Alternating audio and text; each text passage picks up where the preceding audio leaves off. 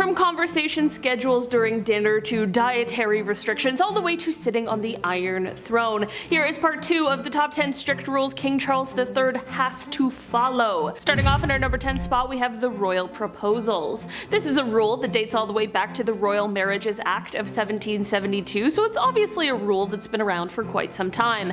This rule states that all royal descendants must seek approval from the monarchy before proposing to their, hopefully, future spouse. This means that the now king, of course, had to ask his mother, Queen Elizabeth II's permission before marrying both Princess Diana as well as his now wife, Queen Consort Camilla. But the tides have changed for King Charles. He is now the man people will be coming to in order to seek his approval of their proposed nuptials. Now all I want to know is, what happens if he says no?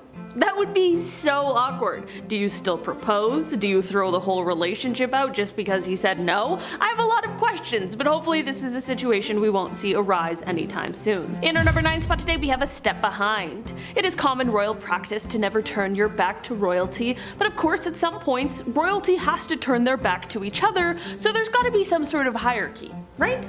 During the marriage between Prince Philip and Queen Elizabeth II, he always had to walk a few steps behind her. I mean, she is the queen after all, and traditional rules would have a woman walk in front of a man. Again, we're talking traditional rules here, not modern ones, and the royal family really is a lot about traditions. With King Charles taking over the throne, while previously he likely waited for his wife Camilla to walk in front of him, the rules just may have changed. When allowed, the pair will likely be seen walking side by side, but since tradition would have it that the king ranks higher than a queen, he will likely be walking in front of her for the remainder of their marriage. In our number 8 spot today, we have one throne. This is a rule that has been around for the monarch for many years, and it really does make a lot of sense. The monarch is forbade or not allowed to sit on any foreign thrones. They aren't allowed to sit in any other throne other than their own. I mean, I can understand why, but this rule extends into fictional thrones even. A few years ago, Queen Elizabeth II even went to visit the set of Game of Thrones, and although the highly coveted Iron Throne was offered to her, she politely declined to sit on it for this exact reason. Queen Cersei would be pissed if she knew. Even if it's the throne of the Seven Kingdoms, the monarch isn't quite allowed to enjoy it. In our number 7 spot today, we have signals. When speaking to the queen, and now presumably the king, you don't decide when the conversation is over. They do. The queen had her subtle way of signaling to people that she would like to end the conversation, and the new king will likely have to find his own way to politely do the same thing. The queen did this by moving her purse from her right arm to her left arm. This meant that it was time to stop talking. I'm assuming King Charles likely won't begin carrying a purse, so at this point only time will tell what becomes his signature move, but he certainly will need to have one. In our number 6 spot today, we have Monopoly. Apparently the royal family has a ban on the classic family board game Monopoly.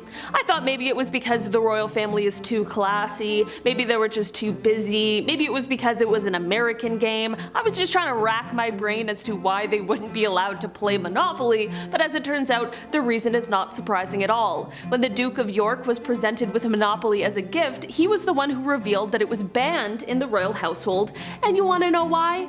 Quote, "It gets too vicious."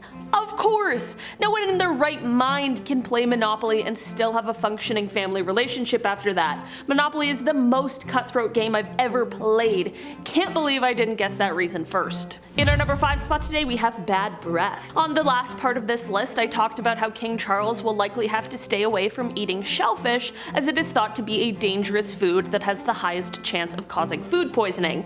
As it turns out, however, the list of no-no foods is growing, and it now includes garlic. That's right, one of the bases of every good dish is banned for members of the royal family. They of course have many meetings and important visitors, and they want to make sure they don't have the uncomfortable moment of having stinky garlic breath.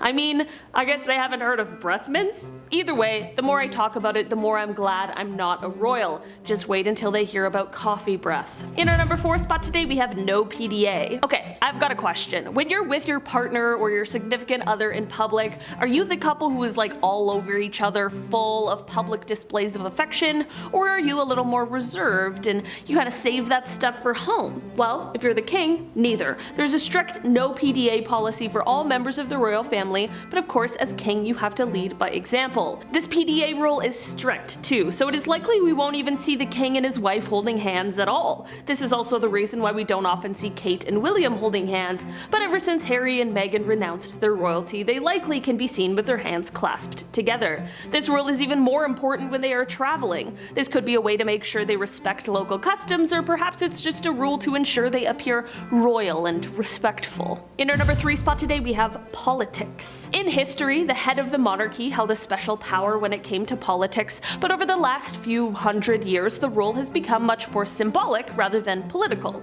You would of course think that perhaps members of the royal family might want to run for some sort of political position so as to gain this power back, but they are not allowed to do so at all. Not only can they not vote in any political elections, they also aren't allowed to run for political office. Personally, I think that makes a lot of sense. Imagine trying to run for office beside an actual member of royalty. It would be the biggest uphill battle. In our number 2 spot today we have dinner etiquette. There is a very specific way of doing things when it comes to being a royal person at dinner time. The Queen had a specific conversation schedule, and so will King Charles. At the beginning of the meal, the new king will begin the evening by speaking to the person on his right. He will continue on and carry a conversation with whoever this may be until the second course arrives. At this point, he will then end that conversation and turn to the person on his left, who he will then speak with for the duration of the second course. Also, you better hope you finish your meal before the king does, because once he's done eating, so is everyone else. Don't spend too much time talking, you're on a time crunch. In our number 1 spot today we have nicknames. Any member of the royal family is strictly forbidden from using a nickname. How boring is that? I thought this was strange, especially considering how one royal herself, Kate Middleton, is always called Kate. But apparently that is something that is only done by the media. What she actually goes by now, and what the rest of the royal family call her, is Catherine, her full name. If anyone was planning on calling up the new King Charlie, Chuck, or Chuckles, they might want to rethink their plans. Alright guys, that has been our list for today. Thanks so much for checking it out. I've been your host today, Olivia Kozlowski. Let us know down below what you think the most bizarre royal rule is. We want to know. Maybe there's some that I missed. Let us know. I'll see you next time. Bye!